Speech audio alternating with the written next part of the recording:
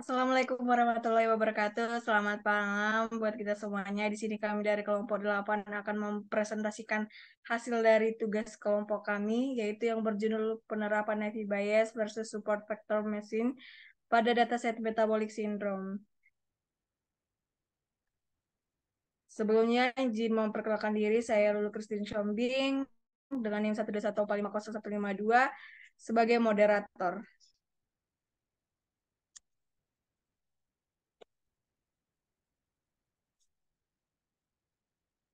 Selanjutnya, anggota tim kami ada Berliana, Divania, Friska, dan Pandra. Abstrak. Penelitian ini menggunakan model Naive Bayes dan SPM untuk menganalisis data sindrom metabolik, termasuk informasi demografi, klinis, dan laboratorium. Terus yang melatar belakangi praktikum ini itu untuk yaitu sindrom metabolik ini merupakan kondisi medis kompleks yang terkait dengan risiko penyakit kardiovaskular dan diabetes tipe 2. Data ini termasuk demografi, klinis, dan laboratorium, serta keberadaan sindrom metabolik digunakan untuk membangun model klasifikasi. Rumusan masalah yang pertama itu bagaimana menerapkan teknik klasifikasi menggunakan model Naive Bayes dan SPM pada kumpulan data individu dengan sindrom metabolik untuk mengidentifikasi pola atau hubungan antara variabel demografi, klinis, dan laboratorium. Yang kedua, bagaimana hubungan variabel-variabel ini dapat membantu dalam prediksi atau pemahaman lebih lanjut mengenai faktor-faktor yang berkontribusi pada sindrom metabolik. Tujuan dilakukannya penelitian ini itu untuk memberikan penjelasan mengenai penerapan teknik klasifikasi yaitu Naive Bayes dan SPM pada data individu yang mengalami sindrom metabolik. Melalui penggunaan teknik ini, tujuan utamanya adalah mengenali pola atau hubungan antara variabel demografi, klinis, dan laboratorium yang terkait dengan sindrom metabolik. Untuk metode yang kita pakai yaitu yang pertama import dataset sindrom metabolik, yang kedua data understanding, yang ketiga data preparation, yang keempat Naive Bayes, dan yang kelima adalah support vector mesin atau SPM. Untuk hasil dari pembahasan akan dijelaskan oleh teman saya.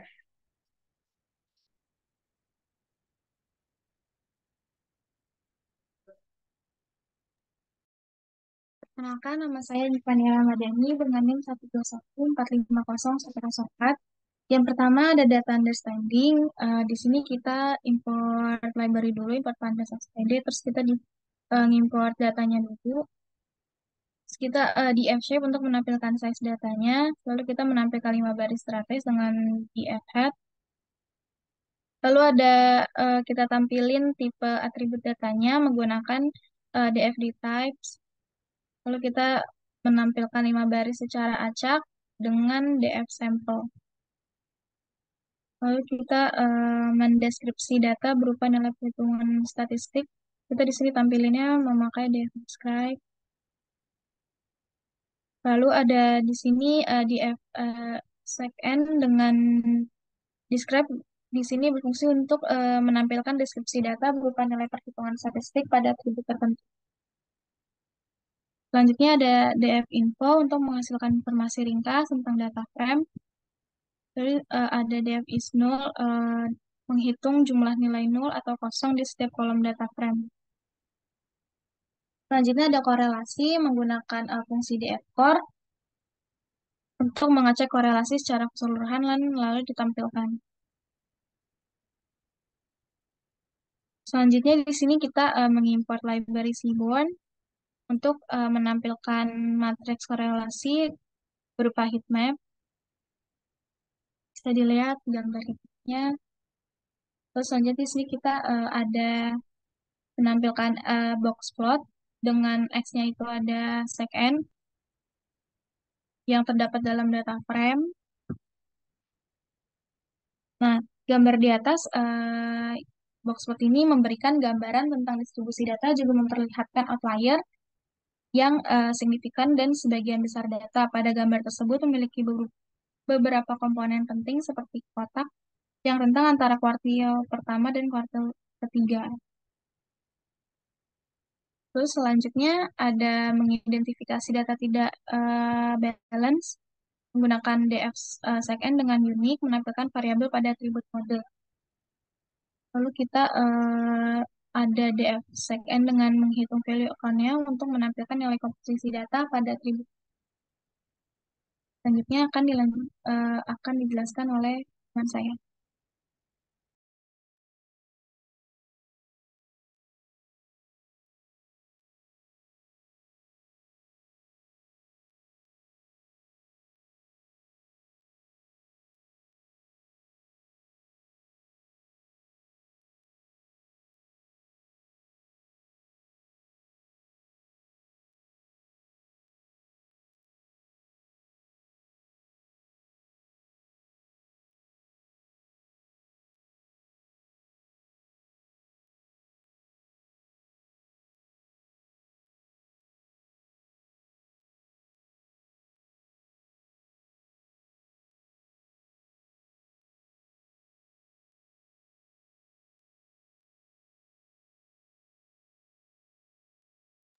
Selanjutnya kita melakukan data preparation, yaitu dengan membersihkan data. Pertama-tama kita mengimpor datanya dulu, library-nya dulu, terus kita menampilkan daftar kolom yang terdapat dalam data frame. Terus selanjutnya kita melakukan penghitungan jumlah nilai nol dengan df.isNull.zoom. Selanjutnya kita melakukan drop now untuk menghapus baris-baris yang mengandung nilai-nilai kosong. Dan kita menghitung jumlah nilai nol atau kosong di setiap kolom data frame. Di sini bisa kita lihat beberapa atribut tuh sudah bersih ataupun tidak mengandung nilai-nilai yang kosong lagi. Terus kita melakukan underscore value untuk menghitung rata dari kolom atribut sig n. Terus kita menampilkan nilai yang disimpan dalam variabel min underscore value. Terus kita menampilkan nilai-nilai unik yang ada pada kolom sig n. Terus selanjutnya kita mengimport modul dengan alias np. Terus kita menghitung persentilnya ke 15 sampai ke 25. Terus kita menghitung rentang antara kuartil 31 sampai kuartil 11. Terus kita mencetak nilai-nilainya. Selanjutnya kita menampilkan informasi dengan df.info. Selanjutnya akan dijelaskan oleh teman saya. Baik, sebelumnya perkenalkan nama saya Pandra Insani Putra Zuar dengan NIM 121450137. Sini saya akan menjelaskan tentang naive Bayes, metode naive Bayes.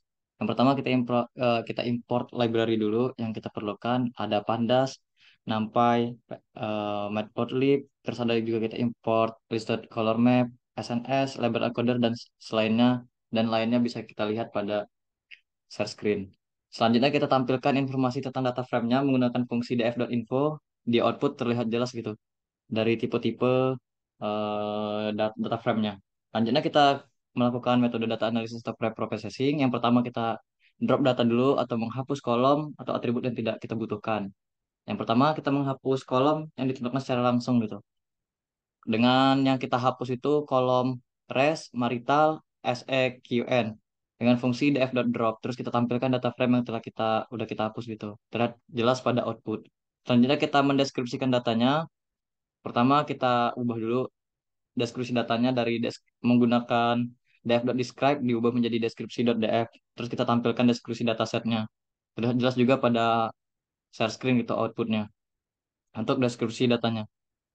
Selanjutnya kita distribusi data. Di sini kita Kita menggunakan BMI distribusi. Terlihat terlihat jelas pada output. Pada output itu merupakan gambar histogram yang membagi rentang nilai HDL ke dalam beberapa interval atau bin dan menunjukkan seberapa sering nilai tersebut muncul. Terus kurva kepadatan atau KDE pada histogram ini menunjukkan estimasi dari distribusi data. Selanjutnya kita melakukan label encoding. Kalau yang ingin kita di label encodingin itu atri kolom sex, terus kita inisialisasi label encodernya, terus kita melakukan label encoding pada kolom gender. Selanjutnya kita tampilkan hasil label encoding. Terlihat jelas pada outputnya label encoding yang untuk kolom seks dan gender. Selanjutnya kita tampilkan lagi dataset yang kita gunakan. Selanjutnya kita menghitung jumlah nilai null missing dalam setiap kolom data frame dengan menggunakan fungsi df.itsNull.zoom. Terlihat jelas gitu pada pada output bahwa bisa naikin lagi bahwa terdapat nilai missing itu pada atribut income, wise, cheered, dan BMI. Selanjutnya kita menghapus baris yang ada nilai nolnya dari data frame menggunakan fungsi df.dropna. Terus kita cek kembali gitu menggunakan fungsi df.isNull.sum. Lihat jelas gitu pada output bahwa tidak ada lagi missing value yang terdapat pada data frame kita kali ini. Terus kita menghitung matriks korelasi. Yang pertama kita kalau kolom korelasi yang kita gunakan itu ada kolom H, HDL sama metabolic syndrome. Terus kita hitung matriks korelasinya menggunakan fungsi df kolom underscore korelasi dot core. Terus kita tampilkan gitu matriks korelasinya. Terlihat jelas pada outputnya bahwa matriks korelasi H itu ada satu HDL 0,07, metabolic syndrome 0,26, dan HDL dan metabolic syndrome-nya bisa dilihat pada share screen. Selanjutnya, correlation matrix, kita menghitung dulu korelasi antar kolomnya. Terus kita tampilkan heat map dari matriks korelasi menggunakan Seaborn gitu. Nah, pada gambar ini itu menunjukkan seberapa erat hubungan antara pasangan variabel. Nah, heatmap ini menggunakan warna untuk menggambarkan nilai korelasi sehingga mempermudah pengamatan terhadap pola-pola korelasi antar variabel. Selanjutnya, bisa ke bawah lagi. Kita split data, itu memisahkan data menjadi variabel independen dan variabel dependen.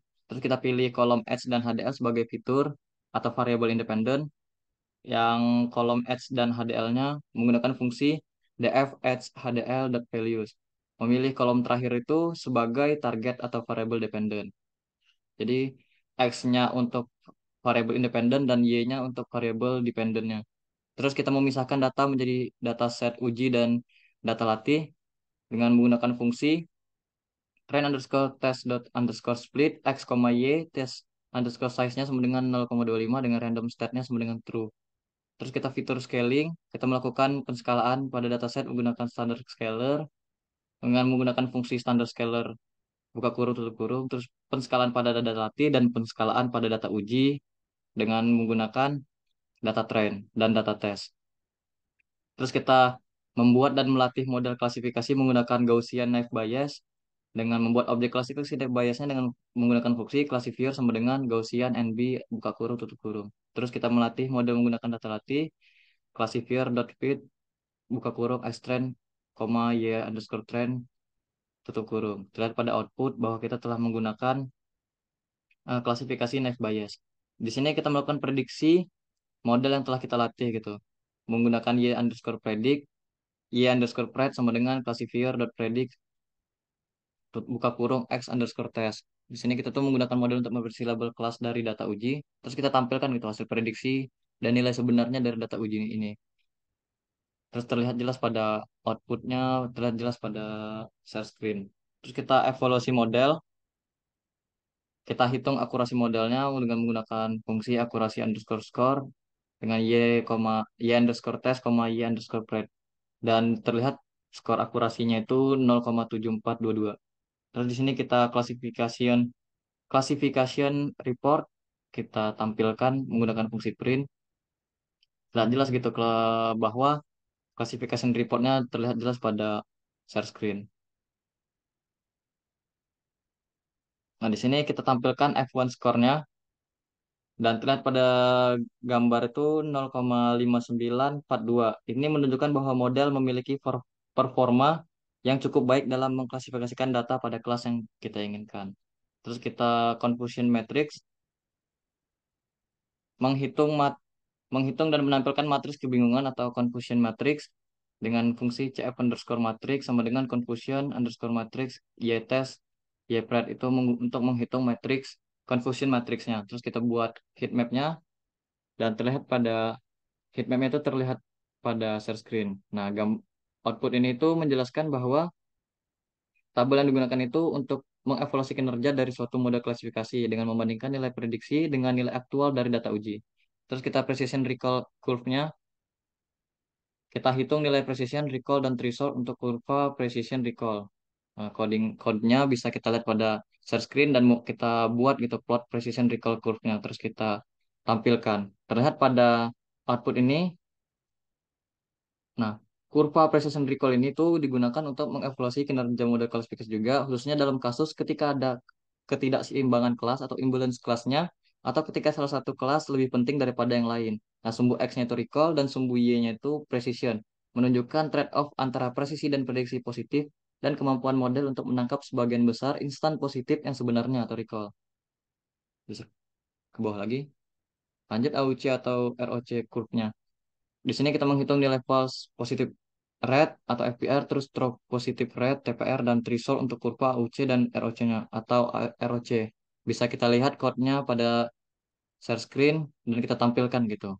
Nah, gambar itu merupakan kurva ROC yang untuk mengevaluasi kinerja dari model klasifikasi juga, terutama dalam kasus klasifikasi biner. Nah, sumbu X-nya kita menggunakan false positive rate dan sumbu Y true positive rate dari kurva ROC menunjukkan trade-off antara laju positif palsu dan laju positif yang sebenarnya. Terus kita visualisasi prediction on training set. Yang pertama kita visualisasi dulu hasil prediksi pada set data latih. Terus kita membuat mass grid untuk menciptakan area prediksi. Kita gunakan model untuk melakukan prediksi pada setiap titik pada mass grid. Kita tampilkan scatter plotnya untuk setiap kelas pada data latih. Terus kita menentukan batas sumbu X dan Y-nya. Terus kita menambahkan label dan judul plot. Code-nya bisa dilihat pada share screen. Dan terlihat jelas pada outputnya. Ini tuh memberikan representasi grafis dari bagaimana model memisahkan kelas-kelas yang berbeda dalam ruang fitur yang terdiri dari dua fitur, yaitu kolom S dan HDL. Plot ini menunjukkan garis batas keputusan yang dihasilkan oleh model untuk memisahkan antara kelas red dan green. Nah, area yang diwarnai dengan dua warna, red dan green ini menunjukkan prediksi kelas yang dilakukan oleh model pada set pelatihan. Terus kita visualisasiin prediksi on the test data data data set tesnya, data tesnya. Di sini kita sama kayak seperti di atas, visualisasi dulu hasil prediksi pada set data ujinya, terus membuat mass grid untuk menciptakan area prediksi, menggunakan model untuk melakukan prediksi pada setiap titik pada mass gridnya, terus kita tampilkan scatter plotnya, kita tentukan batas sumbu X dan Y-nya, terus kita tambahkan label dan judul plotnya, terus kita tampilkan. Terlihat jelas pada outputnya, bisa ke bawah lagi. Nah, plot ini tuh juga menunjukkan representasi grafis dari bagaimana model memisahkan kelas-kelas terdiri dari dua fitur S dan HDL. Seperti sebelumnya, plot ini juga menunjukkan garis batas keputusan atau decision boundary yang dihasilkan oleh model untuk memisahkan antara kelas red dan green. Tujuan tujuannya itu untuk memvisualisasikan bagaimana model yang telah dipelajari dataset pelatihan memprediksi data yang belum pernah dilihat sebelumnya atau data uji. Terus kita membuat example memprediksi seseorang dengan umur 20 dan dengan kadar HDL 90 apakah ada resiko mengidap sindrom metabolik. Kita print dan terlihat hasil outputnya di situ bahwa merupakan hasil prediksi yang dilakukan oleh model kualifikasi terhadap seorang individu dengan umur 20 dan kadar HDL 90. Nah, output yang dihasilkan ini itu tidak beresiko mengidap sindrom metabolik. Selanjutnya, support vektor mesin bakal dijelasin sama teman saya.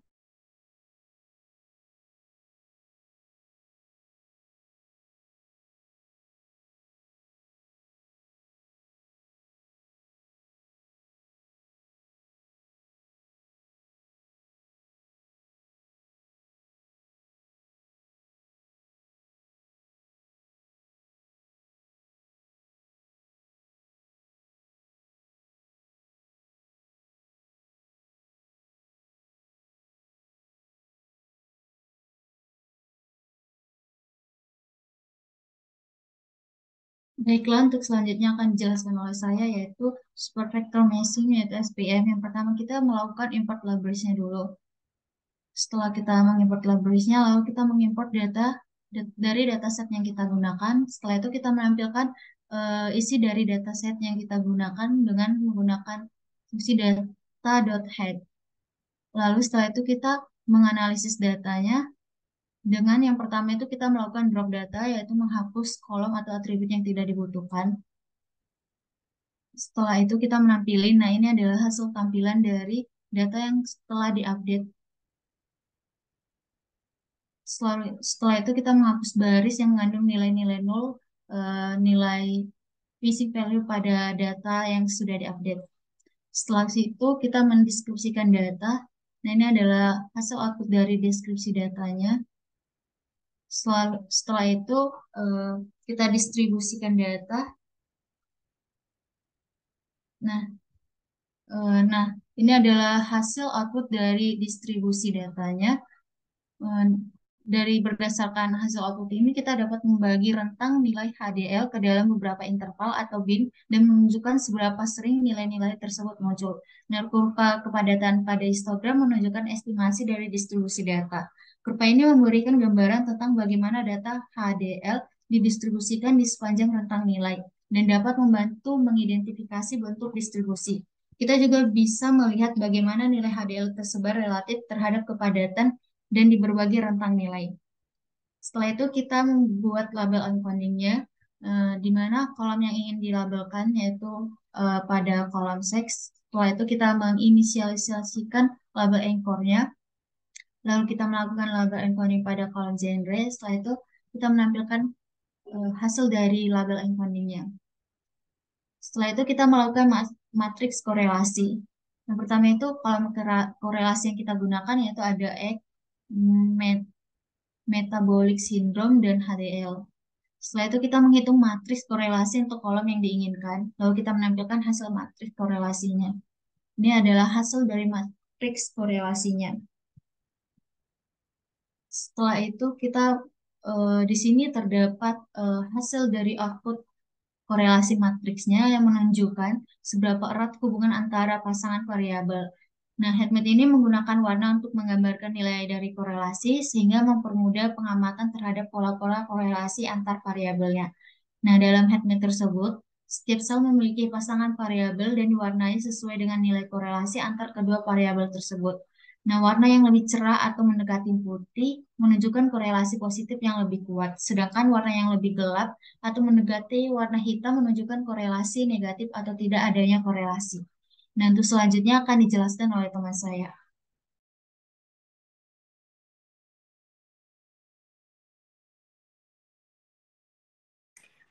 Perkenalkan, nama saya Berliana Sumati dengan NIM 1214586. Di sini akan menjelaskan tentang split data. Yang pertama, data variabel independen atau dependennya. Di sini kita memisahkan data menjadi variabel independen dan variabel dependen. Kemudian memilih kolom H dan HDL sebagai fiturnya. Kemudian kita memilih kolom terakhir sebagai target dengan menggunakan data.ilog. Kemudian kita melakukan train atau test split, yaitu memisahkan data menjadi set uji dan latih. Lalu kita melakukan feature scaling. Di sini kita melakukan penskalaan pada dataset menggunakan standar scalar. Kemudian kita melakukan penskalaan pada data latih dan data uji. Kemudian pada train model, di sini kita membuat serta melatih model support vector classification dengan kernel linear. Lalu kita membuat objek CSV dengan kernel linear dan kita membuat objek CSV-nya. Di sini output yang dihasilkan. Lalu kita membuat predict result atau score model. Kita melakukan prediksi menggunakan model yang telah dilatih, yaitu untuk memprediksi label kelas dari data ujinya. Lalu kita menampilkan hasil prediksi dan nilai sebenarnya dari data uji tersebut. Kemudian kita pada evaluasi model, di sini pada bagian akurasi, menghitung akurasi model menggunakan akurasi score. Di sini nilai akurasi yang didapatkan yaitu 0,72 sekian. Kemudian kita melakukan classification report. Di sini menampilkan classification report menggunakan print classification report. Kemudian pada bagian F1 score, di sini kita menampilkan F1 score-nya, yaitu 0,59 sekian. Lalu pada bagian confusion matrix, kita menghitung serta menampilkan matriks kebingungan atau confusion matrix untuk model CSV-nya. Lalu kita akan menghitung matriks confusion-nya. Kemudian kita membuat head map dari matriks tersebut menggunakan seaboard. Di sini head map yang menunjukkan confusion matrix dari prediksi yang dihasilkan oleh model tersebut. Kemudian precision recall curve. Di sini kita menghitung nilai decision function-nya. Kemudian kita membuat plotnya. Ini yang dihasilkan plotnya memberikan representasi dari grafis, yaitu memisahkan kelas-kelas yang berbeda dari ruang feature, yaitu H dan HDL. Lalu pada bagian AUC atau ROC curve, Di sini kita menghitung nilai false positive rate-nya, lalu kita membuat plotnya menggunakan, nah ini output yang dihasilkan. Lalu pada bagian visualization on training set, kita melakukan visualisasi hasil prediksi pada set data tersebut. Kemudian kita membuat mesh grid-nya, lalu menampilkan scatter, lalu menampilkan plot seperti ini.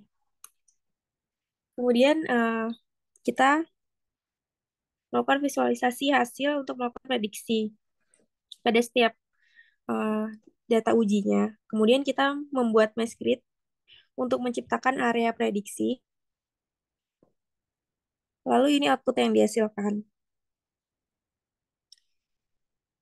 Kemudian kita memprediksi umur seseorang, yaitu umur 22 dan dengan kadar HDL-nya 25, apakah ada resiko mengidap sindrom metabolik atau tidak.